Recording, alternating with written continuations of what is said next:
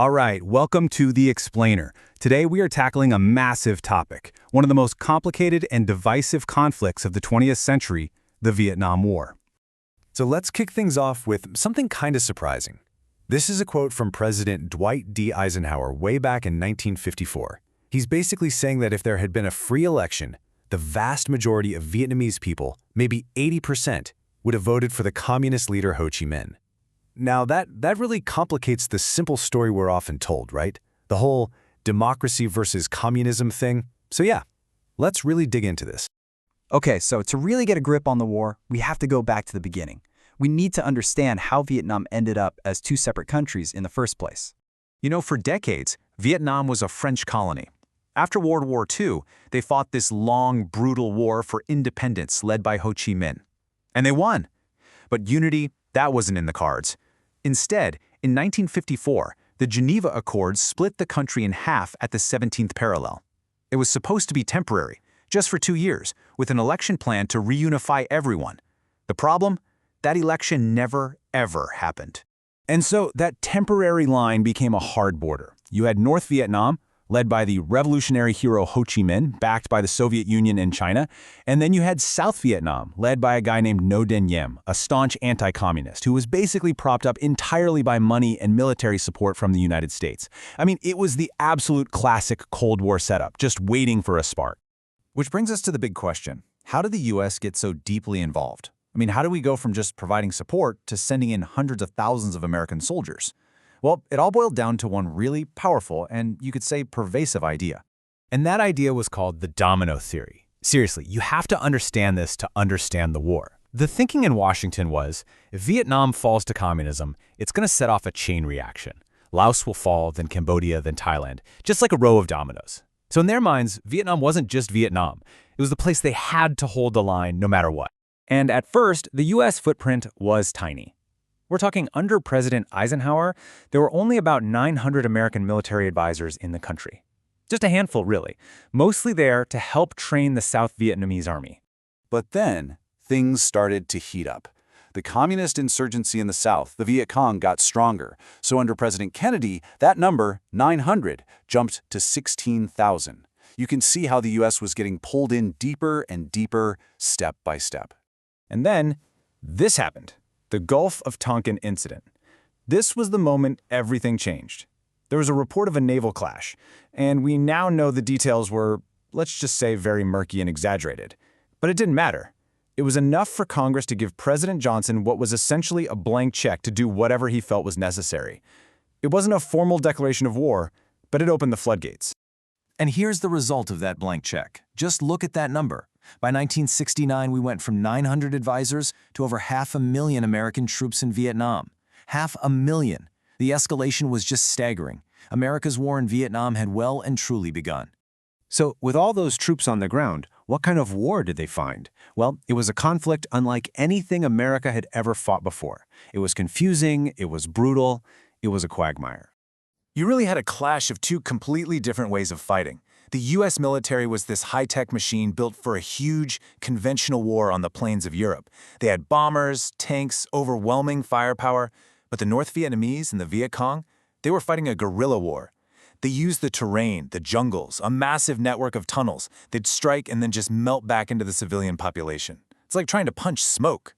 All that American firepower was really hard to apply effectively. So the American approach was basically a three-part plan. Step 1, use massive air power to bomb North Vietnam until they gave up. Step 2, try to win the hearts and minds of the villagers in the South.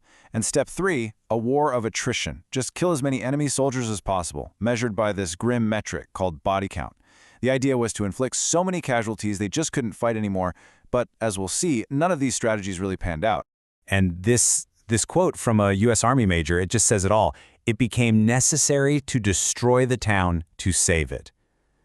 I mean, just think about that. It perfectly captures the awful, tragic contradiction at the heart of the war.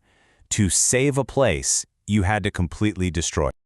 All right, so by the end of 1967, the official story from the U.S. government was that things were going great. They were telling the American people there was light at the end of the tunnel, but an event was about to happen that would blow that idea completely out of the water. And that event was the Tet Offensive. In January 1968, during what was supposed to be a holiday ceasefire, the North Vietnamese and Viet Cong launched this massive, coordinated surprise attack all across South Vietnam. Over 100 cities and towns all hit at once. They even got inside the walls of the U.S. Embassy in Saigon. Now, from a purely military perspective, it was a huge failure for them. They lost tons of soldiers. But psychologically and politically, it was an absolute game changer. Because here's what happened back home. Americans had been told they were winning the war. Then they turn on their TVs and see fighting in the streets of Saigon at their own embassy. This chart shows it all. Public support for the war just plummeted. It created what people called a credibility gap, a massive gap between what the government was saying and what people were seeing with their own eyes. And honestly, support for the war never really bounced back after this. So after Tet, the whole goal of the war changed. Richard Nixon becomes president, and he introduces a new strategy, Vietnamization. And what that really meant was, okay, we're not trying to win anymore. The new goal is to pull U.S. troops out and hand over the fighting to the South Vietnamese army, hopefully in a way that doesn't make it look like an immediate defeat. And this was a long, painful exit. Nixon starts pulling troops out. But then you have things like the Pentagon Papers leak, which revealed that the government had been misleading the public about the war for years. Finally, in January 1973, the Paris Peace Accords are signed. The last American combat troops leave. For the United States, the war was finally over. But for the Vietnamese people, the fight was far from finished. Because with the Americans out of the picture, the war entered its final, tragic phase. And it's here that we have to confront the unbelievable human cost of this conflict. Just look at these numbers. They're almost hard to comprehend. You have over 58,000 Americans who died. But then look at the Vietnamese military losses. For the North and the Viet Cong, estimates are around 850,000. For the South, over 250,000. The scale of death is just immense.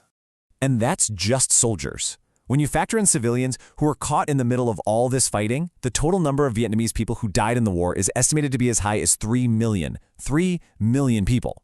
It's an almost unimaginable number.